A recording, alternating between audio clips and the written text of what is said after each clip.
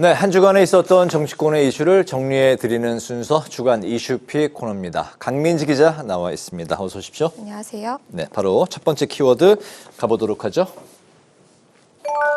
재집행 앞 긴장 고조. 네, 윤 대통령의 체포영장 재집행이 초읽기에 들어가면서 여야 대치전선 더 가팔라지고 있죠. 네. 특히 공수처를 향해 여야 모두 강한 질타를 쏟아내고 있습니다. 네, 공수처 영장 집행이 임박했다는 관측이 나오면서 양측의 기싸움이 한층 더 가열되는 모습인데 그런 가운데 이제 조금 전에 박종준 경호처장의 사직서가 수리했다는 그런 속보가 들어왔네요. 네, 맞습니다. 말씀하신 대로 박종준 경호처장이 조금 전 사퇴하면서 이 윤 대통령 체포에 대한 새 국면을 맞이했습니다. 네. 사실상 방어선이 붕괴됐다고 봐야 해서 이제 민주당의 공세에 더 강해질 것으로 보이는데요. 네. 지난 3일 윤 대통령에 대한 1차 체포영장 집행이 불발된 이후 민주당은 전방위 압박에 나서면서 연일 대통령 즉시 체포에 대한 목소리 높여왔습니다. 이 영장 집행 주체인 공수처에는 조직의 명운을 걸어야 한다면서 공수처의 존폐와 공수처장 탄핵까지 거론했었는데요. 경호처 폐지법도 잇따라 발의하며 심리전에 나섰고 경호처의 불법을 방치하고 있다며 최상목 대통령 권한대행 부총리를 직무유기 혐의로 고발하기도 했습니다. 영장 집행 시기가 다가오는 만큼 여론전에도 박차를 가하고 있는데요. 당 지도부는 오늘 대통령 체포 전까지 비상대기를 해달라며 주말 광화문에서 시민단체 주최로 열리는 장외 집회 참석을 독려하는 문자도 배포했습니다. 이 반면 국민의힘은 공수처가 내란죄 수사 권한이 없다는 점을 집중 부각하고 있습니다.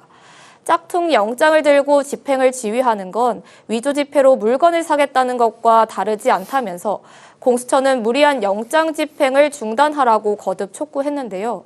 대신 윤 대통령 측도 수사권을 가진 경찰 수사에는 응하겠다는 입장인 만큼 경찰로 사건 일체를 이관해야 사법 혼란을 줄일 수 있다고 주장했습니다. 체포영장 집행 시도에 대비해 대통령 관저로 가는 움직임도 확대되는 분위기인데요. 체포영장 집행 만료일인 지난 6일 위법 체포 시도를 막겠다며 국민의힘 의원 40여 명이 관저 앞으로 집결한 데 이어 원외 당협위원장들도 대거 모임을 꾸려 관저 앞 장막을 치며 현장을 지키고 있는 겁니다. 야당의 지속적인 탄핵 추진 불안감에 보수층이 결집하고 있다는 분석도 나오면서 TK 의원들 중심으로 반전의 계기를 찾았다는 분위기가 있는 것으로 보입니다. 다만 당 일각에서는 계엄 옹호로 비춰질 수 있다는 우려도 제기되고 있습니다. 네, 그렇군요. 자, 바로 두 번째 이슈픽도 살펴보겠습니다. 어떤 이슈일까요? 특검법 새 국면.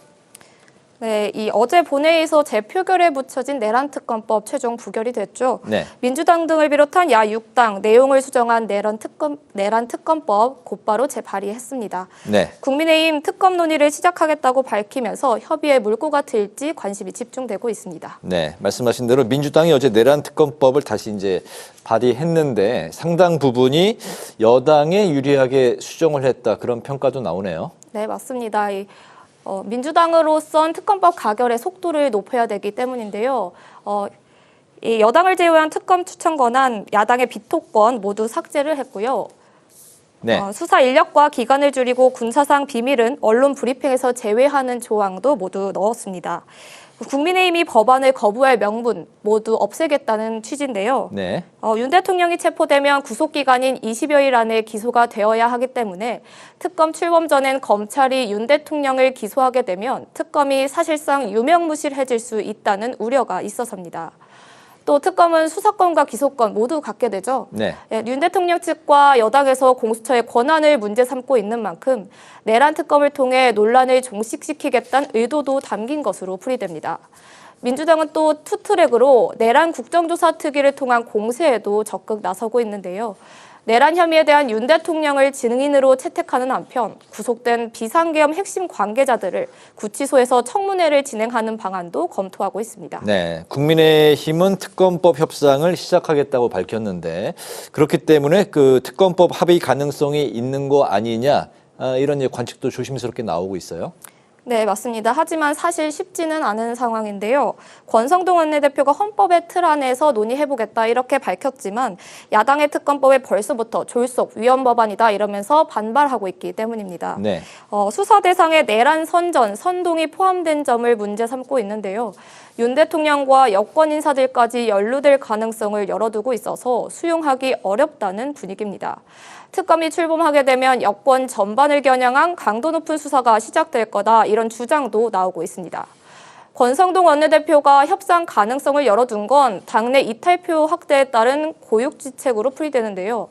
당내에서 명태균 의혹을 수사 대상에 포함한 점에서 김 여사 특검법에는 반대 여론이 높지만 내란 특검법은 마냥 거부할 수만은 없다는 기류가 적지 않은 겁니다. 특히 가결까지 2표밖에 남지 않은 만큼 자체 수정안으로 이탈을 막고 협상 테이블에서 문제점을 따져가면서 협상을 장기전으로 유도하겠다는 전략도 내심 있는 것으로 보입니다. 내란 특검법까지 살펴봤고 오늘의 마지막 세 번째 이슈 살펴보겠습니다. 국정협의회 출항.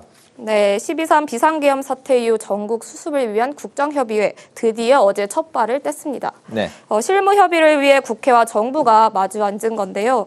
의제부터 의견이 이 협상 과정에서 진통이 예상됩니다. 네. 그런데 사실은 국정협의회가 조금 더 일찍 출항을 했어야 되는 거 아닌가요? 네, 맞습니다. 이 여야 합의에 따라 애초에 한덕수 권한대행 체제에서 지난해 12월 26일 출범할 예정이었는데요.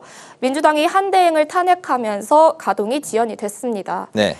이후에도 윤 대통령 체포영장 집행과 특검법 처리를 두고 여야가 대치를 이어가면서 실무협의 테이블조차 열리지 못한 겁니다. 그러다 우원식 국회의장 주재로 열린 여야 회동에서 여객기 사고에 따른 국가 애도 기간이 끝나면 가동하기로 합의를 했는데요. 이후 본격적인 실무 작업에 착수하게 됐습니다. 하지만 의제 설정부터 삐걱거리는 모습인데요. 여야정이 만나 1시간가량 의견을 나눴지만 어떤 내용을 논의했는지조차 밝히지 못했습니다. 여당은 개헌특위 구성과 연금 개혁 문제, 야당은 추경을 제안했을 것으로 전해졌는데요. 이미 입장차가 큰 의제들이라 의견을 좁히기는 쉽지 않아 보입니다. 다만 여당이 주장하는 반도체 특별법, 전력망 확충법 등 민생 법안에 대해선 민주당도 큰 이견이 없는 것으로 알려져서요. 오랜만에 여야가 합의를 할 수 있을지 기대가 커지고 있습니다. 그렇군요. 오늘 이슈피의 강민지 기자와 함께했습니다. 강 기자 잘 들었습니다. 고맙습니다.